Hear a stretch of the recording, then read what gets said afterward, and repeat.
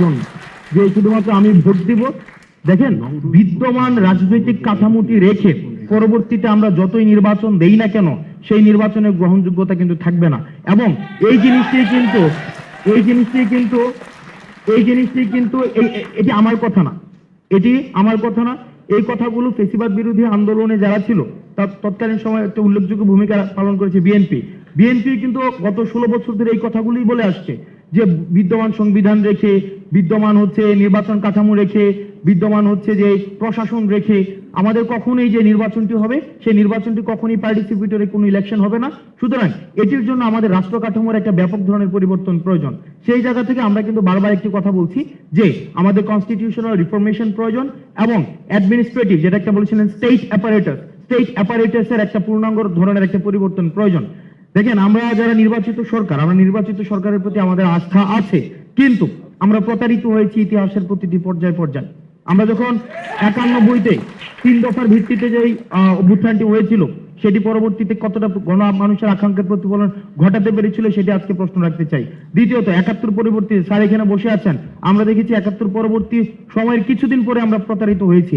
24 পরবর্তী সময়ে আমরা দেখেন, আমাদের যারা সিনিয়র রয়েছেন, যারা রাজনীতি করছেন এত বছর ধরে, আমরা আপনাদের ক্ষতটাকে আমরা মনে করে দিতে চাই। আপনারা ন্যূনতম কথা পর্যন্ত বলতে পারেননি, আপনাদের ন্যূনতম কথা বলার অধিকার পর্যন্ত ছিল না।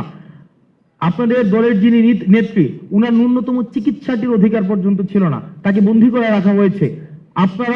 আমরা বলছি না আমরা রাজনৈতিক দলগুলো থেকে আমরা এমন না যে আমরা এমন কোনো বক্তব্য দিচ্ছি যেটা রাজনৈতিক দলগুলোর সাথে কনফ্লিক্টিং হচ্ছে, বিষয়টি এমন না।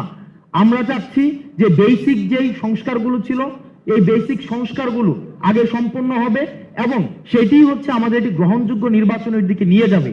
বিষয়টি এমন না যে সংস্কার হলে নির্বাচন সম্ভব না, আবার নির্বাচন হলে সংস্কার সম্ভব না।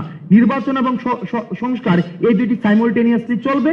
তবে রাজনৈতিক দলগুলো বিগত এত বছর ধরে যে সংস্কারগুলো মানুষকে দিতে পারেনি সেই জিনিসগুলো আমরা চাচ্ছি অন্তর্বর্তীকালীন সরকারের মধ্য দিয়ে হোক।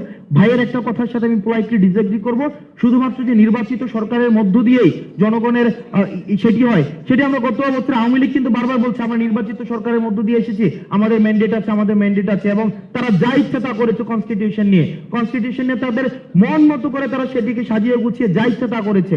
দেখেন, এই সরকারের তাহলে ম্যান্ডেট কি? এই সরকারের ম্যান্ডেট হচ্ছে গণ অভ্যুত্থান।